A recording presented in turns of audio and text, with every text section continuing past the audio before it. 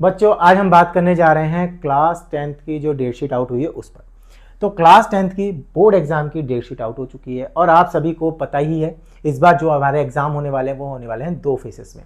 और पहला जो फेस है जिसे कि हमने क्या बोला है मेन एग्जाम, और सेकेंड जो है फेस उसके जो एग्जाम को हमने क्या बोल रखा है इम्प्रूवमेंट एग्जाम।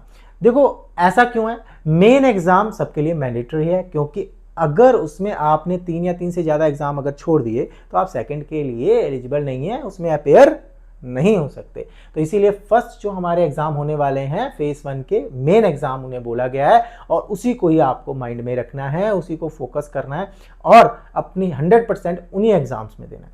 तो हम बात करेंगे यहाँ डेट शीट की। बेटा अगर 2 फेजेज में एग्जाम हो रहे हैं तो डेट शीट भी क्या होंगी, 2 नहीं है भाई, ये है 2, तो 2 डेट शीट्स होंगी। तो फेज 1 में जो डेट शीट है उसकी बात करें तो वो कैसी है, वो जो स्टार्ट होने वाले हैं वो हमारे, देखो यहां पर मैं मेजर एग्जाम से डिस्कशन करेंगे।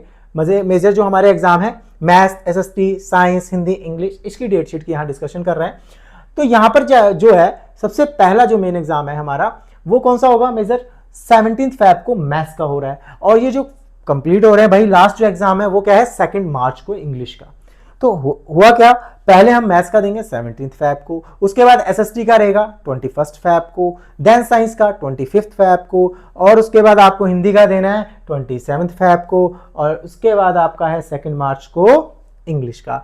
यहां पर आपको बहुत खुशी हो रही होगी ये देख के कि भाई यहां पर गैप ज्यादा है, बट ऐसा कुछ नहीं है। यहां पर इस बार हमारा 2026 में जो फेब में डेज हैं वो हैं 28, देन आपका 1 मार्च। तो आपको यहां से क्लियरली दिख रहा होगा आपके पास सिर्फ बीच में कितना गैप है, 2 दिन का। चलो आप सभी में जितने जो हमारे एग्जाम हो रहे हैं सबके बीच में गैप के बारे में हम थोड़ा डिस्कस कर लेते हैं। देखो मैथ्स और एसएसटी के बीच में देखें तो हमारे पास कितने डेज हैं भाई, 3 दिन मिल रहे हैं। अब हमारी प्लानिंग पहले से सॉलिड होनी चाहिए भाई, हमें पता हो कि कितने डेज का उसमें गैप है, उस हिसाब से तो हम प्लानिंग करेंगे अपनी। सेकंड क्या है, एसएसटी और साइंस के बीच में 3 दिन का गैप है, और 3 दिन का गैप बेटा रिवीजन के लिए ही हुआ है। आप अब ये सोचो कि हम तो भाई इसी डेज में ही पढ़ेंगे तो बेटा फिर पढ़े ही रहोगे। नेक्स्ट बात करते हैं साइंस और हिंदी में सबसे कम गैप 1 दिन का। बेटा ये बहुत मतलब पहले इसको देखना है, माइंड में फिक्स कर लेना है। आपको सिर्फ रिवीजन का भी पूरा टाइम मिलने वाला है यहाँ पर, अगर आपको लगता है आपको अपने लैंग्वेज में 100% लाने हैं। नेक्स्ट बात करते हैं हिंदी और इंग्लिश की। यहाँ पर 2 दिन का गैप है, वो मैंने अभी पहले बता दिया था कि भाई इसके बाद 28 आएगा, 28 के बाद 1 आएगी और उसके बाद 2 को हो जाएगा। तो यहाँ पर ये कंप्लीट हो जाते हैं। इसके बाद एग्जाम है बट वो आपके क्या है, आपके अदर जैसे 6 सब्जेक्ट का आपने फिल कर रखा है, एडिशनल कहते हैं, तो एडिशनल सब्जेक्ट्स के एग्जाम होंगे, उसकी डेट्स हैं वो अलग से। अब हम बात करते हैं रिजल्ट की। इसका जो रिजल्ट आने वाला है वो क्या है, 20 अप्रैल को आने वाला है। 20 अप्रैल को रिजल्ट आ जाएगा, और रिजल्ट से अगर आप भाई खुश नहीं हैं, आपको इम्प्रूव करना है, या आपकी आ गई है कंपार्ट, तो उसका सॉल्यूशन इस बार फेज 2 ने दिया ही हुआ है आपको। अगर आपका कोई एग्जाम छूट गया है तभी भी भाई 3 या 3 से ज़्यादा नहीं छूटनी चाहिए, बाकी की बात नहीं है। हम आगे देखते हैं, मान लो छूट गया तो क्या करेंगे, यहाँ कंपार्ट आ गई तो क्या करेंगे भाई, फॉर्म फिल करेंगे 25 तारीख को आने वाला अप्रैल को, ये फॉर्म फिल करना है। ठीक है, फॉर्म फिल करने के बाद आपको फेज 2 की डेट शीट जो कि पहले से माइंड में भाई फिक्स करना, अगर आपको इंप्रूव करनी है तभी भी, और अगर आपको लगता है कि आपको सेटिस्फाई नहीं हो अपने जो कि आपने एग्जाम दिए उससे तो भी। अब इसमें जो स्टार्टिंग डेट है वो है 5 मई को मेजर सब्जेक्ट की, और उसमें मैथ्स फिर से डेट शीट में बेटा जो सब्जेक्ट्स है ना ये सीक्वेंस दोनों में ही सेम है, बस डेट्स के पता ही आपको अगले मंथ में जाएगी तो डेट चेंज होंगी। मैथ्स की डेट की बात करें तो 5 मई को मैथ्स है, एसएसटी की बात करें 9 मई को है, साइंस हमारा 13 को है, और हिंदी हमारा 18 मई को है। नेक्स्ट हमारा इंग्लिश की बात करें जो कि लास्ट एग्जाम है वो 21 मई को है। इसमें भी हम गैप पे डिस्कशन कर लेते हैं थोड़ा सा, इसमें गैप कितना आ रहा है। देखो पहले 2 एग्जाम के बीच में सिर्फ 3 दिन का गैप है, पहले भी यही था, जो पहले आपका एग्जाम फेज 1 में हो रहा है उसमें भी 3 दिन का ही था दोनों में, यहाँ भी 3 दिन का है।